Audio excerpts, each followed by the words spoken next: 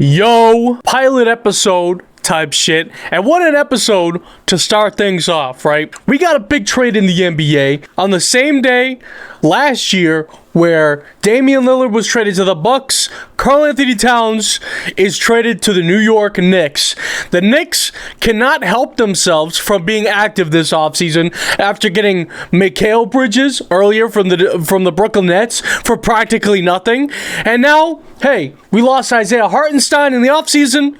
We're going to get Karl-Anthony Towns to space the floor at the highest level there is possible in the league. I'm gonna give my opinions on it for both sides because I think there are definitely cons on both sides. Karl-Anthony Towns to the Knicks. Now, my opinion for the Knicks, you lost Isaiah Hartenstein in free agency to the Oklahoma City Thunder, and he brought such high energy hustle to the center position after Mitchell Robinson dealt with a lot of injuries. So that was really nice to have him, but he's gone. So how do you replace that type of production? You go out and get Karl-Anthony Towns, who is the most elite shooting center we have ever seen. Defensively, he could be better. Gets into foul trouble really easily. But, I mean, they have a lot of defensive pieces around him. I think it'll make it a lot easier for him. There's also reports that Mitchell Robinson is most likely out, and they're looking for a trade for him, which makes this trade make a lot more sense because not only losing Isaiah Hartenstein, but then forced to lose Mitchell Robinson after he voiced his frustrations with his role during last season. They felt like they kind of had to make a move on that situation sooner rather than later before, they would have to settle with Yusuf Nurkic or some fucking bullshit. And Mitchell Robinson, who really was only good on one side of the floor, now being replaced with a guy who has so much upside offensively. Julius Randle definitely had a lot more options of scoring the basketball than Karl-Anthony Towns, but Cat's ability to play off ball is way more valuable than Julius Randle, as Randle was only really effective being ball dominant and creating his own shots, mostly in the mid-range. So having that ability where Cat can just sit there, be open for shots, also be effective in the post is going to be very valuable for this team. I mean, shit, you got Jalen Brunson, Mikal Bridges, Josh Hart, OG Anunoby. Y'all motherfuckers still got Anunoby, and now Karl-Anthony Towns going back to his traditional position at center. The only issue I have is now your depth is going to be kind of weird. Like who's going to play the four? You might like some guys that were really good off the bench, like Josh Hart, are now going to be probably having a bigger role than anticipated, and that bench just looks disgusting. No Dante DiVincenzo to come drop 7 threes in the playoffs. That's the issue I have for them. But outside of that, Karl-Anthony Towns, like I said, elite level spacing added to this roster with Jalen Brunson, who attacks the basket so elitely. And then, oh my God, like this team is going to be disgusting. Also, Tom Thibodeau playing Karl-Anthony Towns 48 minutes a game might be stressful on those little knees he's got over there. Like, it almost felt like the Knicks did the trade just to do the trade. And like, you know what? We kind of want Cat. Here, just take some guys and a draft pick. Getting a guy like Karl-Anthony Towns and only having to get rid of Julius Randle, Dante DiVincenzo, and a first-round pick. It is a Detroit first-round pick, so it might be pretty valuable. But, I mean, this is the same Wolves team that traded like 6 first-round picks for Rudy Gobert.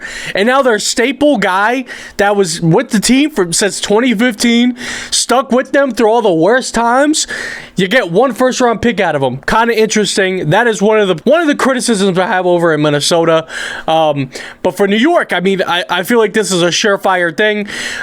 You replace Julius Randle. You do lose Dante DiVincenzo in the process, which is kind of tough. He was playing fantastic basketball at the end of last year and in the playoffs. But a guy like Julius Randle, I feel like he's been needed to move for a couple years now. He had that fluke 2021 run where he made All-NBA first team. That is even disgusting for me to even say.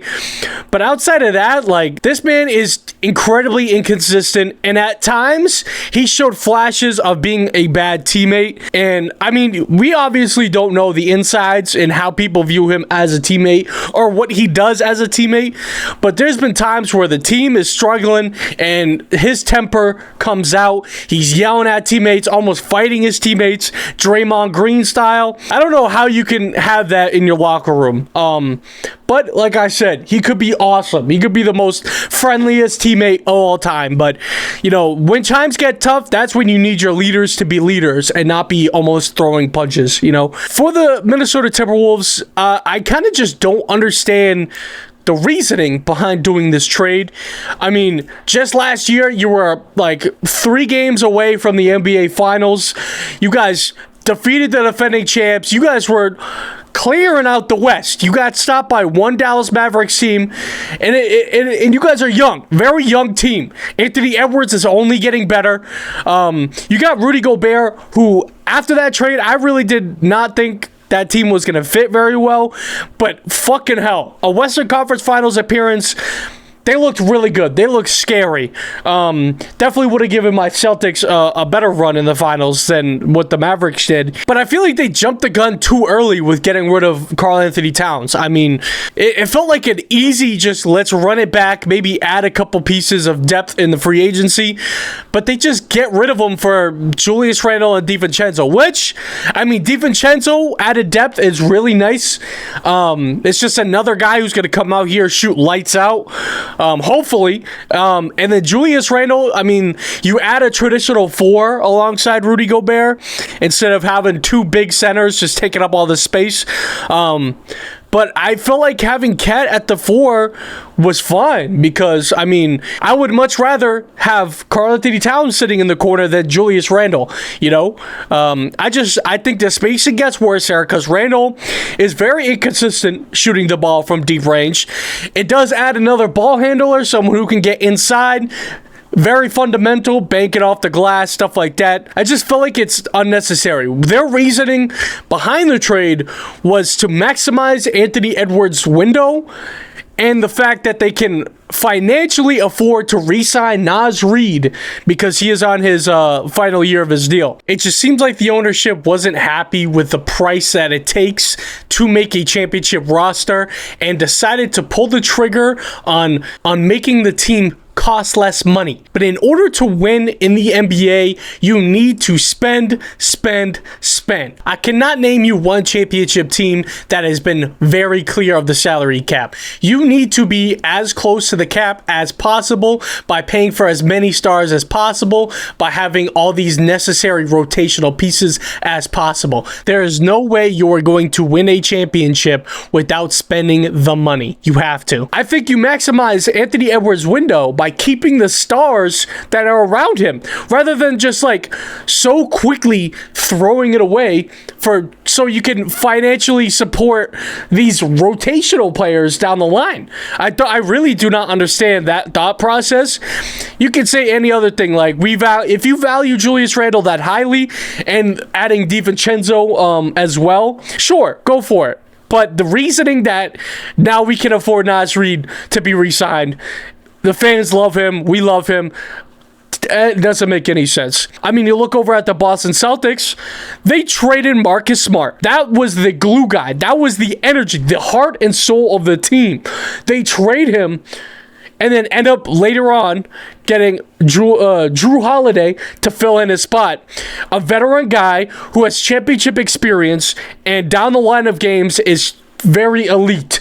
He's very calm. He's a leader, right? And that instantly brings us to a championship level where we destroy everybody and win a championship. You can't worry about, oh, we like this guy, we love this guy, he's a funny dude, blah, blah, blah. No, you cannot build your team off that. If you're really stressed out over money, I think the wrong decision is to trade one of the big guys that gets you all that success. You let guys like Naz Reid walk, or even better, on the last year of their deal, like Naz Reid is right now, you trade for somebody who's either under longer contract or is also on expiring deal, so you get that pricing off the books over the next season anyways. The wrong way to free up money is trading and getting rid of your all-star players. They are what brings you all the success. They are what makes you a championship caliber team, not the role players. Being so close to a finals appearance and trading away one of your key guys that got you there, it just really does. I don't understand it very well. That's like the Celtics making it to the finals in 2022, falling short to the Warriors, and then trading Jaylen Brown for fucking Max Strus and Tyler Hero. Why would you do that? I truly don't understand. Someone could try and help me understand it in the comments or whatever, but I really cannot fathom that idea. I think it was such an easy, let's run it back and see what we can do. Again, get a little bit better. Everyone's getting a little older, more experience. But no, they just said, hey, let's jump the gun. Overnight, shipping that motherfucker off, bro. Not even giving him a heads up or anything. This man obviously had no idea that was happening. They did him so wrong. He has been with that team through all of it. The Jimmy Butler era, before Jimmy Butler, after Jimmy Butler, they've been having some tough times, and he stuck through all of that. Now, we'll talk about Donte DiVincenzo, because it did come out that DiVincenzo was not as thrilled about the Nova Knicks as people had thought. I mean, he came off a career year when the team got injured and he had to take a bigger role. He played great, especially in the playoffs, hit some big shots, and now having to probably have a bench spot behind Mikal Bridges. He wasn't too thrilled about that, even though they're all homies and stuff. Believe it or not, relationships and friendships don't always mean where we want to play together, because obviously you're going to start Mikal Bridges over Donte DiVincenzo, but DiVincenzo thinks he probably can have a bigger role, and now I guess he's going to Minnesota to then play the bench anyways. I don't know.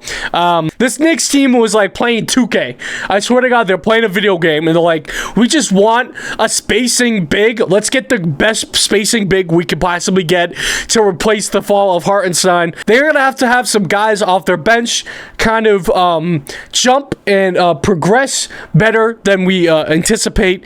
If not, then I guess Thibodeau's going to play a 5-man rotation. Maybe 6. McBride can come in whenever he wants, I guess. But that bench is disgusting. I throw up at the thought of it. But tell me what you think. Maybe I'm overreacting to what the Timberwolves are doing. And maybe the Wolves are better in the long run here. I really doubt it. I think they get noticeably worse. All we have left to do is to wait and see. I'm out of here.